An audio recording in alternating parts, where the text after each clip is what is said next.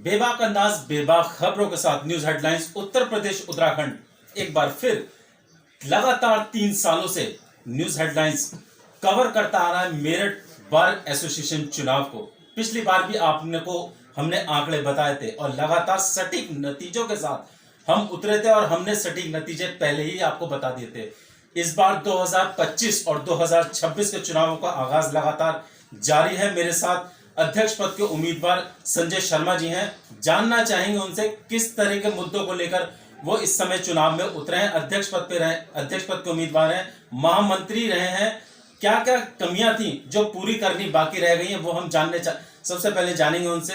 अध्यक्ष जी, आप अध्यक्ष पद के उम्मीदवार हैं, क्या क्या मुद्दों को लेकर आप इस समय चुनाव मैदान में आए हैं? देखिए, मुद्दे इस समय कई मुद्दे बहुत महत्वपूर्ण हैं जी। सबसे बड़ा मुद्दा ये है कि अधिवक्ताओं को जो चिकित्सीय सुविधाएं हैं वो नहीं मिल पाती, और मेरा ये प्रयास होगा कि एक सामूहिक चिकित्सा बीमा योजना हो जो कैशलेस हो और जिसमें अधिवक्ताओं को उनकी मदद की जा सके और बीमारी के समय उन्हें जो है आर्थिक तंगी का सामना न करना पड़ सके।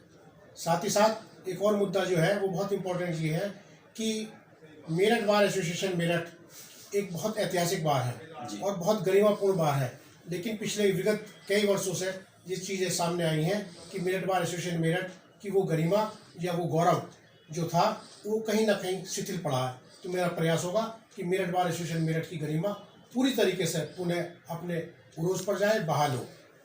अच्छा, लगातार कैशलेस की आपने बात करी, स्वास्थ्य बीमा की आपने बात करी। मैं लगातार से 3 सालों से ये चीजें देखता चला आ रहा हूँ।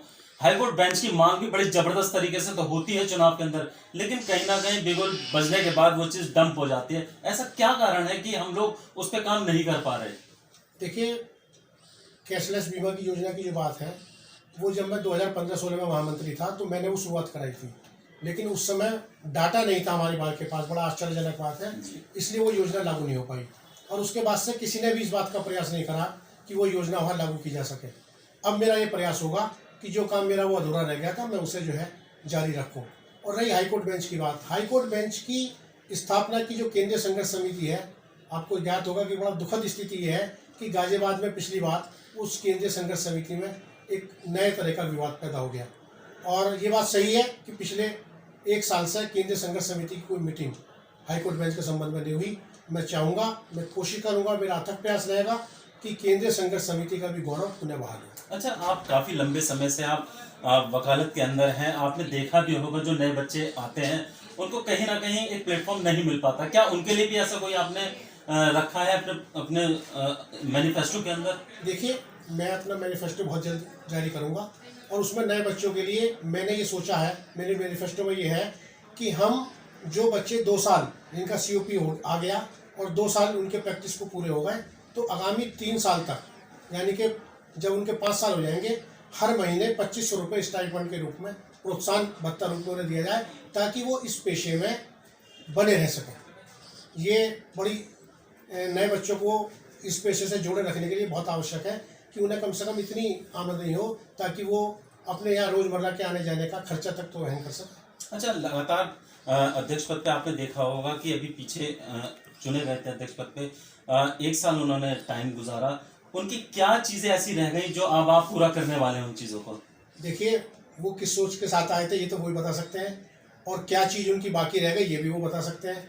इस बारे में मैं टिप्पणी नहीं करूँगा कि उनकी क्या चीज़ बाकी रह गई क्या नहीं। हालांकि ये जरूर पता चल रहा है, घोषित तो नहीं हुए, कि वो फिर दोबारा से चुनाव लड़ने के मूड में है। तो लगता है आपको इस बार फाइट बड़ी जबरदस्त होने वाली है? देखिए, वो 6 बार के अध्यक्ष हैं तो फाइट तो ज़बरदस्त होगी, लेकिन मुझे ये पूरी उम्मीद है मेरठ बार के अधिवक्ता साथियों से कि वो नए को मौका देंगे और एक नया आगाज मेरठ बार में होगा। तो यानी नए आगाज के साथ मेरठ बार में अध्यक्ष पद का चुनाव होगा, ये मानना है संजय शर्मा जी का।